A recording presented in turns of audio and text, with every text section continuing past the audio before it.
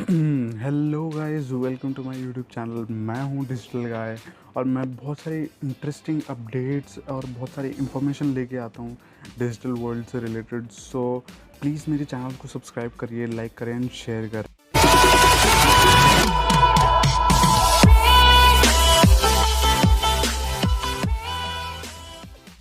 बताऊंगा आपको TikTok ban हो रहा है या नहीं। साथ में मैं बताऊंगा आपको पबजी के बारे में भी कि पबजी क्यों इंक्लूडेड नहीं बैन की लिस्ट में, प्लस जूम ऐप भी क्यों लिस्ट में इंक्लूडेड नहीं था। तो इस वीडियो को एंड तक ज़रूर देखिएगा, मैं सारी इन्फॉर्मेशन आपको ज़रूर दूंगा।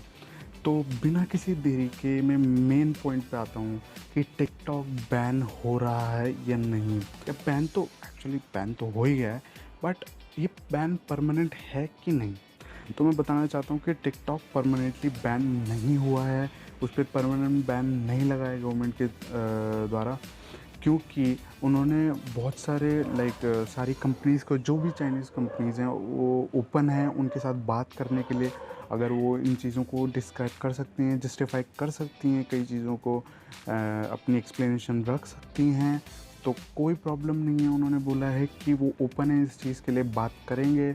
तो टिकटॉक भी कंपनी उनसे बात करने की कोशिश कर रहा है, जो कंसर्न्ड अथॉरिटीज़ हैं, और ट्राई कर रहा है कि ज़्यादा से ज़्यादा मतलब बात बन सके। और उनके ऐप भी आप चलाएंगे तो उसमें भी यही लिखा आएगा कि वो अभी बात चल रही है कंसर्न अथॉरिटीज़ से। और मेन बात ये है कि बाकी सारे जो चाइनीज़ ऐप्स हैं, अगर अपनी बात जस्टिफाई कर पाते हैं तो उनसे बैन हट जाएगा। तो ये कोई परमानेंट बैन नहीं है, तो इसको बाद में भी ठीक करा जा सकता है, या ये बाद में जो इश्यूज ठीक हो जाएं तो ये बैन हट भी सकता है। तो ऐसी कोई परमानेंट बैन नहीं है, टिकटॉक पे वापस भी आ सकता है। अब आती है बात पबजी की। तो पबजी क्यों बैन लिस्ट में नहीं था, मैं आपको ये बताता हूँ। क्योंकि पबजी चाइनीज़ ऐप नहीं है, पबजी बिल्कुल भी चाइनीज़ ऐप नहीं है। सिर्फ़ और सिर्फ जो उसका चाइनीज़ कनेक्शन होता है वो टेंसेंट गेम्स से रिलेट करके होता है। तो मैं आपको इसकी पूरी स्टोरी बताता हूँ कि ये कैसे हुआ था। ये जो पबजी है तो ये एक सब्सिडरी कंपनी है, एक जो बहुत बड़ी गेमिंग कंपनी है साउथ कोरिया में, जिसका नाम है ब्लू होल। तो इन्होंने ये गेम निकाला था। ये गेम बहुत ज़्यादा इंस्पायर्ड है 2000 में आई मूवी, जापानीज़ मूवी थी, इसका नाम था बैटल रॉयल। तो इसके बाद जब ये अब आए आगे, तो जो सबसे बड़ी कंपनी, पब्लिशर कंपनी है, गेम कंपनी चाइना में, टेंसेंट, उन्होंने उनको अप्रोच करा। वो चाहते थे कि वो उस गेम को पब्लिश करें, पबजी को। तो उन्होंने अप्रोच करा, बात हुई और ये एग्रीमेंट हुआ उनका। उन्होंने इक्विटी भी खरीदी उनकी, तो ऐसे उनके में एग्रीमेंट बन गया था।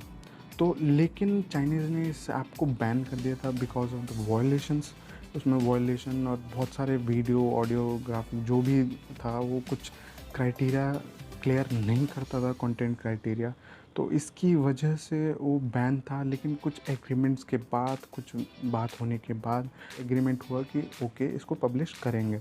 बल्कि इस गेम का नाम भी रीनेम करा गया गेम ऑफ पीस, तब जाके ये गेम पब्लिश हुआ। तो इसमें ही टेंसेंट गेम्स का एज अ पब्लिशिंग कंपनी का नाम आया। इसलिए इस गेम चाइना से रिलेट करते हैं।